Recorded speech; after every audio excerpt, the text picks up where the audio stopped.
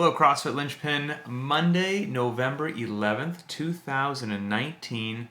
We've got a named workout. It's Christine. We'll get into that in a second. But if you're new to CrossFit Linchpin, maybe you received a free sample of the private track, welcome. Glad you're giving it a test drive. I think you'll be very happy. And I highly encourage you to watch all these videos. I walk through everything that we have going on, get behind the intent of the workout, ideas as to when you should or shouldn't scale. We give scaled options. There's always a large educational piece on that. We dive into the limited equipment option, the goal times, accessory work, cool down and stretching, the whole 9 yards. And the entire goal of these videos is to help you make the best decision possible so that you can get on the proper path to long-term health and fitness and feel good and have fun. And if you are just joining up, please check out and get on our closed Linchpin private Facebook group. It's fantastic. I don't like Facebook, but I love our group. Positive, encouraging, no egos, no attitudes. It's just a global community of pretty amazing folks. So that's that. Let's dive into the workout. The workout for today, as I said, is Christine, which is a named CrossFit benchmark, but I don't feel that it's one many people have done. And there's a lot of interference in it. Christine is 3 rounds for time of a 500-meter row, 12 deadlifts, and 21 box jumps. The deadlifts are just done with your body weight. Whatever your body weight is, that's what you're putting on the bar. And the box jumps are 24 inches for men and 20 inches for women. So think about this. The rowing, the flexion and extension of your knees and your hips during the row is very similar to what happens on a deadlift and a box jump. You're pulling the rower chain towards your body. It's very similar to what you're doing during a deadlift. So you get off the rower, then you do the deadlift, which is just such a similar movement pattern. And then you finish that, and you need all glutes and hamstrings to jump up onto the box. It is a high degree of interference, makes Christine a nasty workout. For the box jumps, me personally, I like to jump up and I step down. I don't do the rebounding thing. If you do, that's fantastic, but please don't feel any pressure to do that. If it slows me down a little bit, it slows me down a little bit. Life goes on and fitness was achieved. Now let's say that you don't have a rower. Here are some other equipment considerations or conversions you could do. You could replace each 500 meters of rowing with 1,200 meters on the assault bike, the Rogue Echo bike, or the Schwinn Airdyne.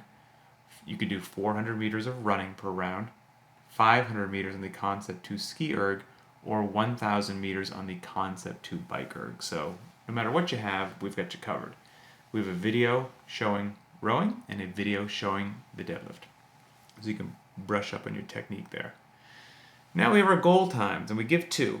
We give a very ambitious and aggressive one called our Super Fitness Robot time, or rounds if it was an AMRAP, or loading if it was a lifting day. And then we have our more likely time, or number of rounds.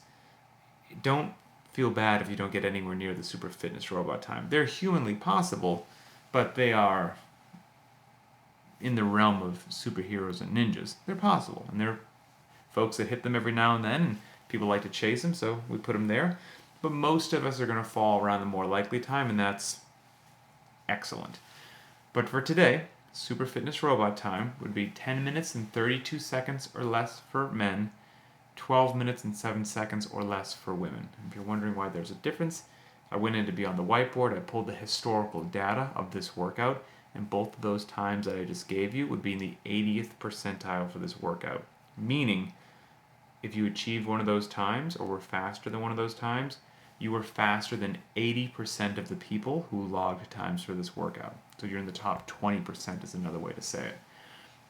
The more likely time today, also pulled data from Beyond the Whiteboard for the 40th percentile, 12 minutes and 38 seconds or less for men, 14 minutes, 15 seconds or less for women. So if you don't think you could do that, consider scaling, or if the loading sounds a bit too aggressive or ambitious, or you can drop that down. You may want to check out the scaled option, or 500 meters of rowing is too much for you. If you don't feel on Christine that you could do at least the first round let's say, for the gentleman anyway, less than 2 minutes on the rower, just over 2 minutes on the rower for women. You could do the 12 deadlifts unbroken and the 21 box jumps at a decent rhythmic pace. Then I would really consider scaling this workout for today. And of course, you can also go up the times there for the more likely times if you don't think that you could meet the more likely times. Scaled option for today, 3 rounds for time, 2 minutes of rowing, 12 deadlifts. I put 135 for men, 95 pounds for women. You could scale that down even more. 95 pounds for men, 65 pounds for women. Scale that as needed. And 15 box jumps or step ups, 20 inches for men, 12 inches for women. And we also took out the 500 meters and just put 2 minutes of rowing on there in case, again, you're new to fitness and 500 meters would take you far too long. We're just going to cap it. You're going to be on the rower, covering as much distance as you can for 2 minutes. And you might be somewhere in the middle, right?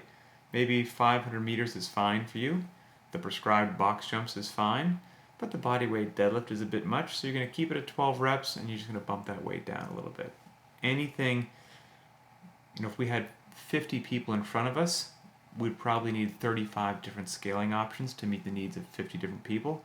So what our goal is to talk about these things every day, talk about the intent of the workout, talk about what should be going on with your head as to whether or not you should or shouldn't modify a workout, so that you can either say, the prescribed workout's fine for me, the scaled's fine for me, or I should do something in the middle, which is also great, or you know what, I need to scale the scaled workout even more.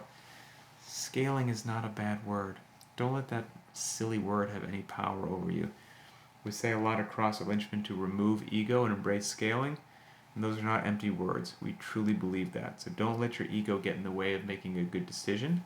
Take all the information and do what's right for you. That will get you fitter, faster, and keep you healthier in the long run, and that's the goal.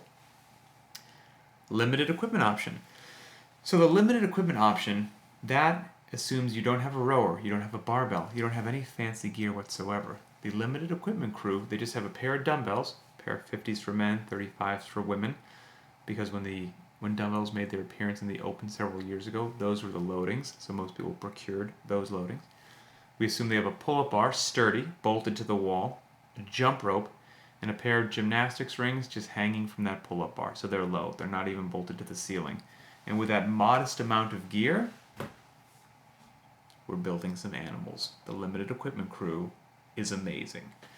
Here's what the limited equipment option is for today. 3 rounds for time, 400 meter run, 12 single leg stiff-legged deadlifts with the right leg, 12 single leg stiff-legged deadlifts with the left leg, and 15 tuck jumps. Assuming you don't even have a box to jump on, right? Tuck jumps, just like back in high school gym class, where you just stand, you jump into the air, tuck your knees up to your chest. 15 tuck jumps. Those are going to do the trick. And we have a video showing these single leg, stiff-legged deadlifts. Accessory work. Optional as always. I say that every day, that the accessory work is optional, and it truly is. You do not need to do accessory work to get fit. Please do not feel any pressure to do it. If you're one of those people that if it's written there, you have to do it, try to break that mindset. And it's a dose, okay? The accessory work is a serious dose, so if you're not ready for it, it will leave you overtired, overtrained, too sore, and then you're going to walk into the gym with less motivation and less intensity, and things are going to go in the opposite direction that we want. So don't do the accessory work if you don't need to. But for those of you that are capable, competent, and ready for it, there it is for you. And it's intelligently programmed and designed based upon where we've been, what we're doing today, and where we're going in the future. It should be additive to your life, okay? Shouldn't leave you feeling beat up and tired. And if you're not sure where you fall, feel free to scale it. Cut the reps in half, cut the loading down, test the waters. Do it 2 times a week. How do you feel? Feel okay? Knock it up to 3 times a week. Find your sweet spot. But here's what we have today for the optional accessory work. Glute ham raises, 3 sets of 5 to 10 reps. We have a video showing that. That, of course, requires a GHD. Maybe you don't have a GHD. So we're giving 3 options today. It's not to do all 3. It's glute ham raises, or single leg stiff-legged deadlifts, or barbell bent over rows. Not all 3. So I just talked about the glute ham raise. If you choose the single leg stiff-legged deadlifts, 3 sets of 8 to 12 reps per leg. Video showing that. obviously assuming that you didn't do the limited equipment option. Or barbell bent over rows, 4 to 5 sets of 5 to 8 reps, and a video showing that.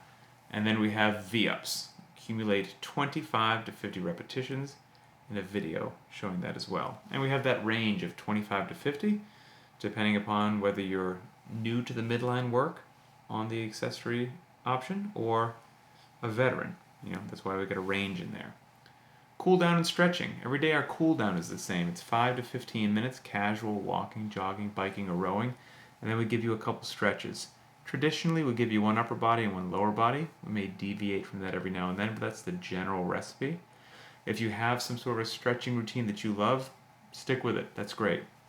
But for those folks that need something, aren't sure what to do, want to test the waters, then we provide this every day.